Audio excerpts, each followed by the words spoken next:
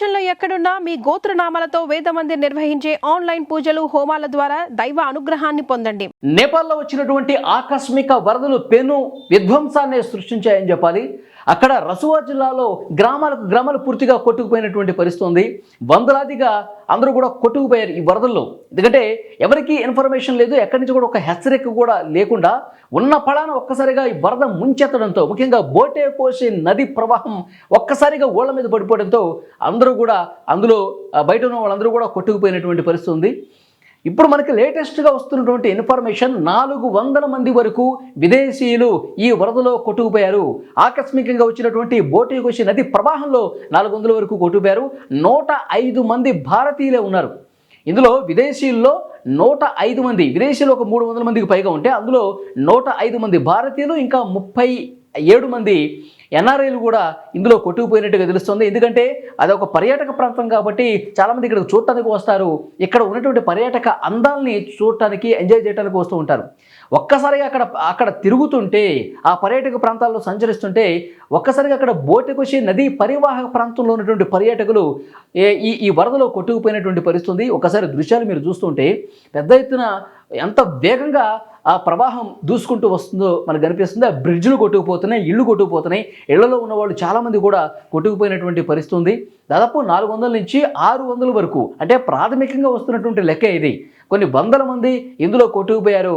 అసలు ఏమాత్రం అలికిడి లేకుండా, చడి చప్పుడు లేకుండా ఉన్న పళాన ఒక్కసారిగా మీద పట్టడంతో అందరూ కూడా ఆ వరదలో చిక్కుకొని కొట్టుకుపోయినట్టుగా పరిస్థితి కనిపిస్తోంది. బాలేషా ఎవరైతే నేపాల్ ప్రధాని ఉన్నారో అత్యవసరంగా అధికార బృందంతో, మంత్రులతో సమావేశం ఏర్పాటు చేశారు. ఈ సమావేశంలో చాలా క్లియర్గా ఇన్స్ట్రక్షన్స్ కూడా ఇచ్చారు. ఉన్న పళాన ఆ ఆర్మీ అంతా కూడా అక్కడ రెస్క్యూ కార్యక్రమాలు చేపట్టాలని చెప్పారు. అక్కడ ఆర్మీ ఈ రెస్క్యూ చేయడానికి కూడా కొంత ఇబ్బందికర పరిస్థితులు కనిపిస్తున్నాయి. ఎందుకంటే చుట్టూ కొండలు ఉంటాయి. ఆ రసువా జిల్లాలో ఇప్పుడు ఎక్కడైతే ప్రమాదం సంభవించిందో, ఎక్కడైతే ఆకస్మిక వరద వచ్చిందో ఆ ప్రాంతం మొత్తం కొండల మధ్యన ఉన్నటువంటి గ్రామాలు అవన్నీ. అక్కడ ఆ రాళ్లల్లో, ఆ కొండల్లో దిగి రెస్క్యూ చేయడానికి కొంత ప్రతికూలమైనటువంటి వాతావరణ పరిస్థితులు ఉన్నాయి. సో అయినప్పటికీ కూడా ఆర్మీ అక్కడ శాయశక్తుల పనిచేస్తోంది. శాయశక్తుల రెస్క్యూ చేసే పరిస్థితులు అక్కడ కనిపిస్తున్నాయి. కానీ ఇది అసలు ఉన్న పళాన ఎందుకు ఈ విధంగా పెద్ద ఎత్తున వరద వచ్చింది, బోటేకోషి నది ప్రవాహం ఎందుకు ఒక్కసారిగా ఇట్లా ఉప్పొంగిందన్నది కూడా వాతావరణ శాఖ అధికారులు అంచనా వేస్తున్నటువంటి పరిస్థితి. ఎందుకంటే అక్కడ హిమానీ నద పరివాహక ప్రాంతం ఉంటుంది. హిమానీ నదాలు అంటే మంచు కొండలు పూర్తిగా మంచుతో కప్పబడిపోయి పూర్తిగా అవన్నీ కరిగి ఒక్కసారిగా ఆ బోటేకోషి నదిలోకి జారిన తర్వాత ఆ బోటేకోషి నది ప్రవాహంలో వచ్చినటువంటి ఆ అలికిడికి ఇదంతా లోపలిచ్చి ఉప్పొంగి ప్రవహించి స్థానిక గ్రామాల మీద పడటంతో ఈ పెను ప్రమాదం సంభవించినట్టుగా తెలుస్తోంది. చాలా బాధాకరమైన విషయం. భారతీయులు కూడా వందల సంఖ్యలో ఉన్నారు. ఇప్పటి వరకు తీసినటువంటి లెక్క 105 మంది భారతీయులు, 37 మంది ఎన్ఆర్ఐలు కూడా ఈ వరదలో కొట్టుకుపోయినట్టుగా తెలుస్తుంది. ఇంకా స్థానికంగా అక్కడ లోకల్గా ఉన్నటువంటి నేపాలీలు కూడా, ఎందుకంటే వాళ్ళ ఇళ్ళు కూడా కొట్టుకుపోయినాయి. వరద ఒక్కసారిగా దూసుకుంటూ ముందుకు వస్తుంటే బ్రిడ్జ్లు కొట్టుకుపోతున్నాయి, అక్కడ ప్రాజెక్టులు కొన్ని కొట్టుకుపోతున్నాయి. అక్కడ ఉన్నటువంటి సామాగ్రి మొత్తం కార్లు, గీర్లు అన్నీ కూడా కొన్ని కిలోమీటర్ల వరకు కొట్టుకుపోతున్నటువంటి పరిస్థితి ఉంది. అక్కడ అపార్ట్మెంట్లు కావచ్చు, అక్కడ ఆ నది పరివాహక ప్రాంతం మొత్తం కోసుకుపోయి ఆ ఇళ్ళన్నీ కూడా, ఇంట్లో ఉన్న వాళ్ళందరూ కూడా కొట్టుకుపోయినటువంటి సిచ్యువేషన్ కనిపిస్తుంది. అక్కడ నిశ్చితంగా పరిస్థితిని పరిశీలిస్తూ ఉన్నారు.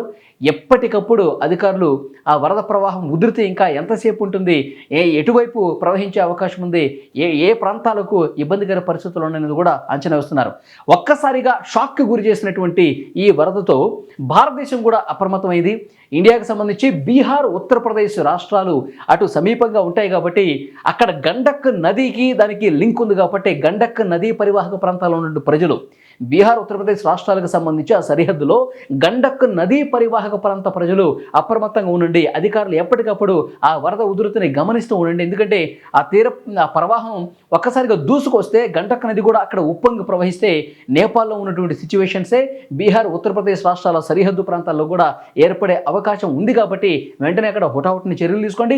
ఏమైనా అక్కడ వచ్చే అవకాశం ఉంది, గండక్ నది కూడా ప్రవాహం పెరిగే అవకాశం ఉందని ఏమాత్రం డౌట్ వచ్చినా అక్కడ స్థానికంగా ఉన్నటువంటి ప్రజానీకాన్ని అక్కడి నుంచి తరలించండి, వేరే ప్రాంతాలకు తరలించండి, సురక్షిత ప్రాంతాలకు తరలించండి అని చెప్పి భారత ప్రభుత్వం కూడా చాలా స్ట్రిక్ట్గా అధికారులకు ఆదేశాలు జారీ చేసినటువంటి పరిస్థితి కనిపిస్తోంది.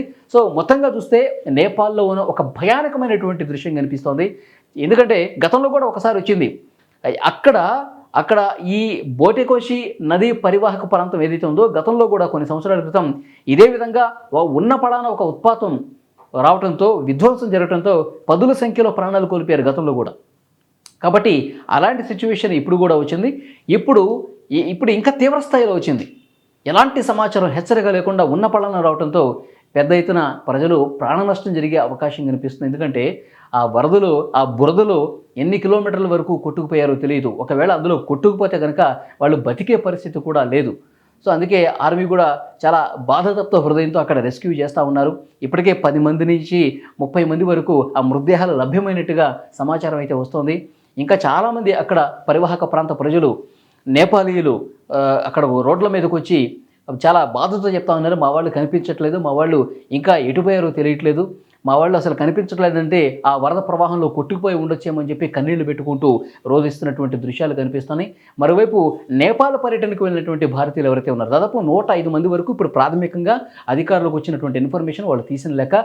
ఆ 105 మందిలో ఏ రాష్ట్రం నుంచి ఎంతమంది ఉన్నారు, వాళ్ళకి సంబంధించిన ఇన్ఫర్మేషన్ ఏంటి, ఇక్కడ వాళ్ళ బంధువులకి నేపాల్ పర్యటన చెప్పి వెళ్ళుంటారు కదా. సో వీళ్ళలో కూడా కొంత ఆందోళన కనిపిస్తుంది. మా వాళ్ళు బతుకున్నారా లేదా, ఫోన్లు కొంతమందికి స్విచ్ ఆఫ్స్ వస్తున్నాయి, వాళ్ళ పరిస్థితి ఏంటి, వాళ్ళు క్షేమంగా ఉన్నారా, ఎందుకంటే అక్కడ వైర్లు కొంత సిగ్నల్ ప్రాబ్లం కూడా ఉంది కాబట్టి స్విచ్ ఆఫ్ వస్తుండొచ్చు. లేదంటే కనుక వరదలో కొట్టుకుపోతే ఇక ఫోన్లు పనిచేయవు, స్విచ్ ఆఫ్లు అయిపోతాయి. కాబట్టి స్విచ్ ఆఫ్ వచ్చినటువంటి ప్రతి కుటుంబం నుంచి కూడా కొంత ఆందోళన కనిపిస్తోంది.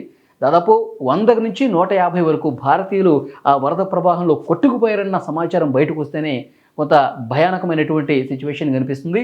సో నేపాల్లో ఒకవైపు చైనా మీద కూడా అసహనం వ్యక్తం చేస్తుంది నేపాల్.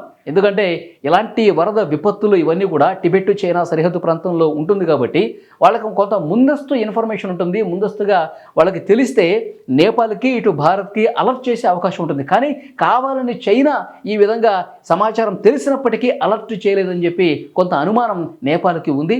సో ఏదేమైనప్పటికీ ఈ ప్రమాదం జరిగిన తర్వాత ఇంత పెద్ద ఎత్తున వరద గ్రామాలను ముంచెత్తిన తర్వాత చాలామంది కొట్టుకుపోయిన తర్వాత మొత్తం అయిపోయిన తర్వాత చేసేదేమి కూడా ఈ ఆరోపణలు చేస్తే వచ్చేదేమి కాదు. కానీ అక్కడ స్థానికంగా ఉన్నటువంటి అధికారులు శాయశక్తుల ప్రయత్నం చేస్తున్నారు. వరదలో చిక్కుకొని ప్రాణాలతో ఉన్న వాళ్ళని కాపాడే ప్రయత్నం అయితే చాలా వేగంగా జరుగుతున్నటువంటి పరిస్థితి కనిపిస్తుంది. నేపాల్ ప్రధాని బాలన్ షా అధికార యంత్రాంగంతో గంటకి అప్డేట్స్ తీసుకుంటున్నారు, వాళ్ళకి ఇన్స్ట్రక్షన్స్ ఇస్తున్నటువంటి పరిస్థితి ఉంది. భారతీయులకు సంబంధించి కూడా అక్కడ ఉన్నటువంటి అధికారులతో మన దేశ అధికారులు మాట్లాడుతూ ఉన్నారు. భారతీయులకు సంబంధించి ఆ రెస్క్యూ కావచ్చు, భారతీయులు ఎంతమంది వెళ్ళారు, ఏంటి వాళ్ళ పరిస్థితి ఏంటి అనేది కూడా మన అధికారులు కూడా వాళ్ళతో సమాచారం ఇచ్చిపుచ్చుకుంటున్నటువంటి పరిస్థితి కనిపిస్తోంది. కానీ మొత్తం మీద నేపాల్లో వచ్చినటువంటి ఈ పెను ప్రమాదంతో అందరూ ఒక్కసారిగా షాక్ అయిపోయినటువంటి పరిస్థితి అక్కడ కనిపిస్తోంది. ఆ దృశ్యాలు చూస్తుంటే ఎంత బాధ కల్పించే పరిస్థితి ఉంది. ఆ వరద ప్రవాహం వేగంగా దూసుకొస్తూ అన్ని ముంచెత్తుతూ వస్తున్నటువంటి ఆ దృశ్యాలు చూస్తుంటే నిజంగా వెన్నులో వణుకు పుడుతోంది.